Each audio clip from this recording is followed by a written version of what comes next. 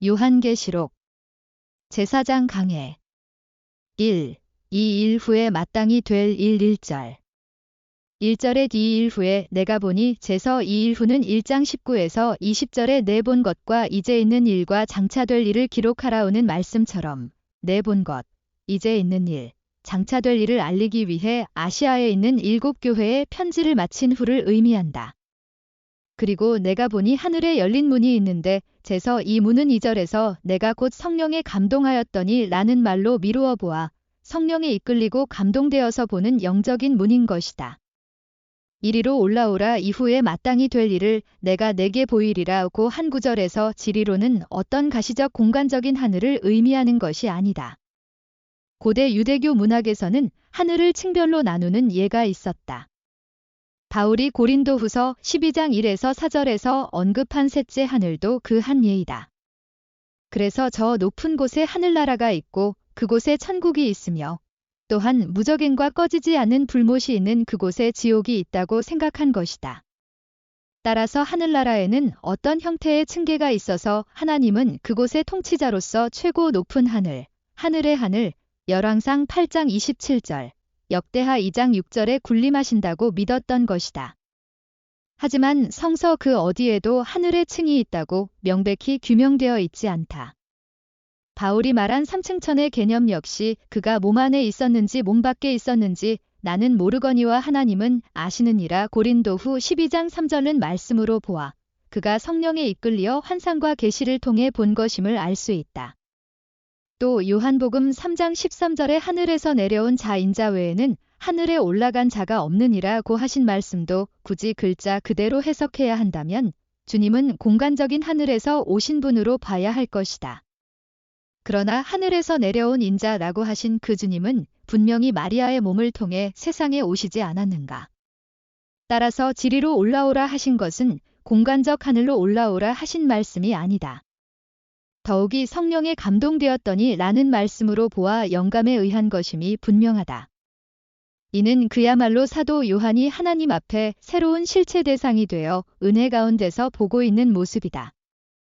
여기에서 이 일 후에 마땅히 될 일을 내가 내게 보이리라고 한 구절의 마땅히라는 말뜻은 필연적이고 당연한 것이라는 의미이다. 메시아를 믿으면 구원이요, 불신하면 멸망의 길이다.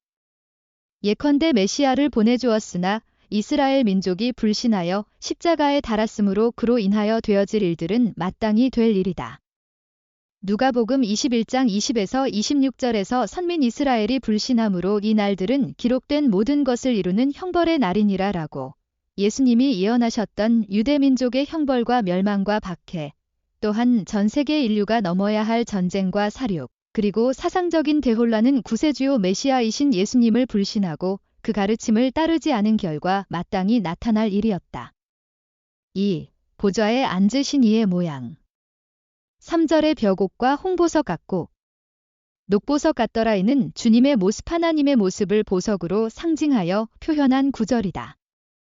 이는 1점의 흠과 티가 없는 주님의 고귀한 모습을 인간 세계에서 가장 아름다운 표현을 들어 설명한 구절인 것이다.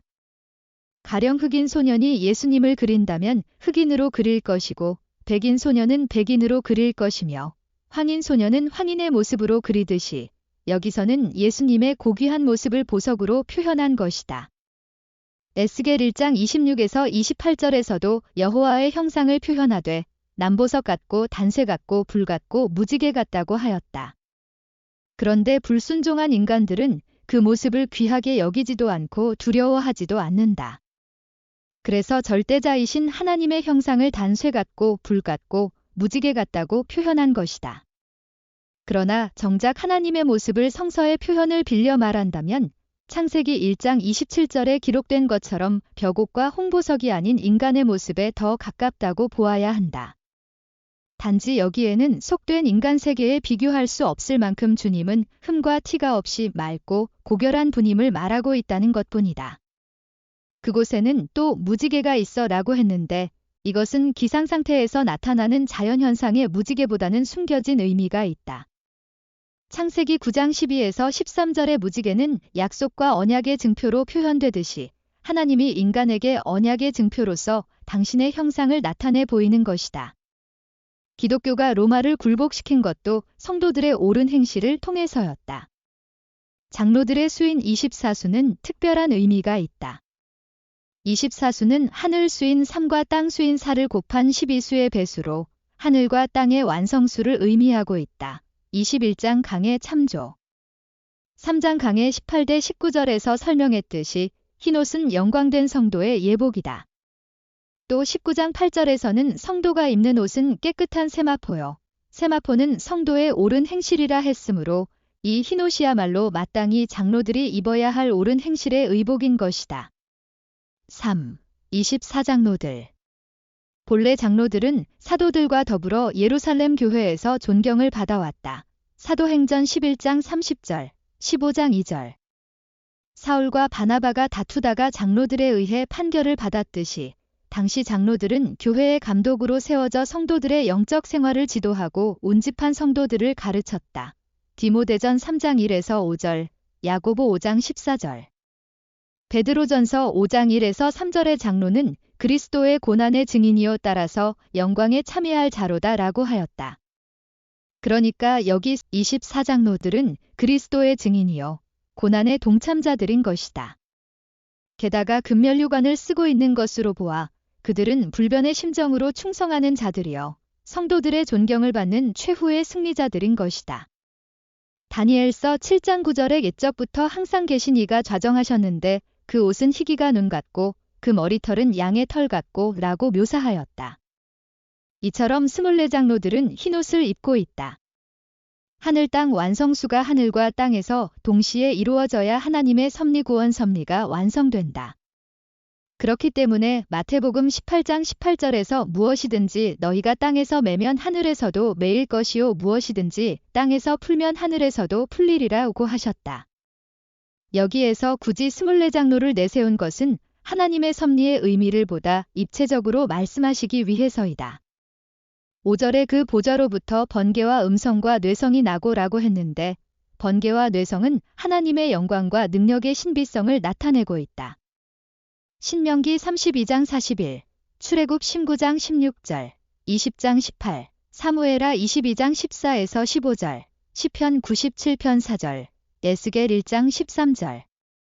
또 보좌 앞에 7 등불 켠 것이 있으니 이는 하나님의 7영이라고 했는데 하나님은 본시 어둠을 밝히시는 등불이시다. 사무엘하 22장 29절.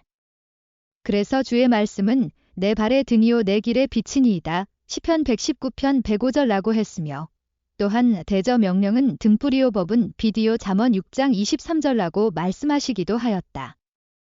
또 요한복음 8장 12절에서 나는 세상의 빛이니 나를 따르는 자는 어두움에 다니지 아니하고 라고 하셔 예수님께서 당신을 직접 등불에 비유하기도 하였다. 마태 5장 15절.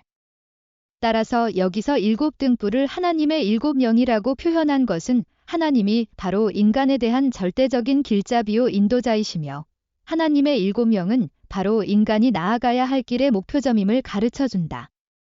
즉 인간의 영성은 하나님의 완전하신 영성에 이르러야 하기 때문에 시편 94편 9절에서 귀를 지으신 자가 듣지 아니하시랴 눈을 만드신 자가 보지 아니하시라는 말씀처럼 살아계신 하나님 앞에서 인간은 숨김이 있을 수 없고 드러나지 않음이 없는 것이다. 이 구절은 하나님, 주님의 전지성과 인간에 대한 감찰력을 가르치시고 있는 것이다. 4. 내 생물의 모습. 6절에 나오는 4가지 생물은 자연계에서 독특한 우수성을 갖고 있는 대표적인 생물들이다. 그러므로 이 4가지 생물은 피조세계의 원인자이신 하나님의 본체적인 창조 사역을 뜻하고 있다고 할 수 있다. 사자는 동물의 왕이다. 그러나 사자 같고 라고 했으니 기실사자는 아니고 동물의 왕으로서의 사자의 용맹성의 한 표현일 뿐이다. 그래서 잠언 28장 1절에서도 의인은 사자같이 담대하니라 하면서 의인의 담대성을 사자의 용맹성에 비유하기도 했다. 소는 가축의 왕이다.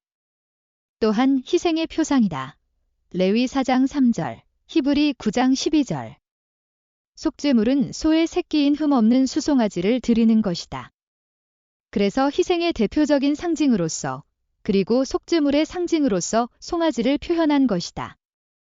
사람은 두말할 것 없이 만물의 영장이며 지혜의 표상이다. 출애굽 31장 3, 이사야 11장 2절. 독수리는 공중에 나는 짐승의 왕으로서 기상의 표상이다.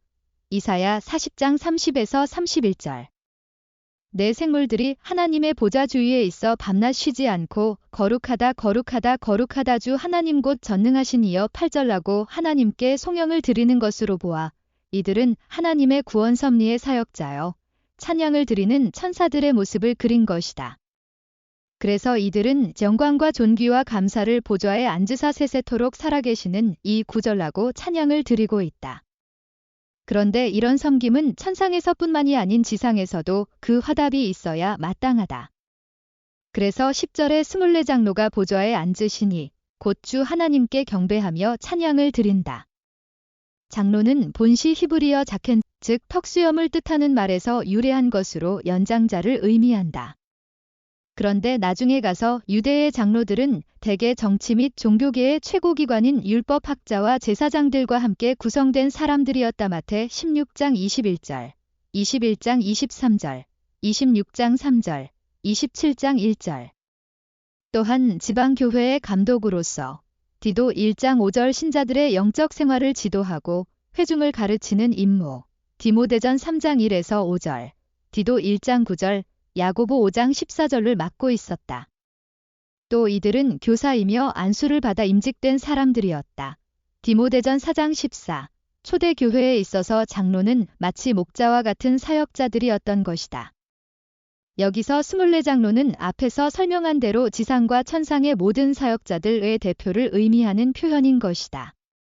그러므로 천상에서뿐만 아니라 피조세계로부터 인간에 이르기까지 찬송과 영광을 받으시는 하늘의 형상을 표현하고 있는 것이다. 요한계시록 해명, 김일환 목사. 구독, 좋아요는 많은 힘이 됩니다. 시청해 주셔서 감사합니다.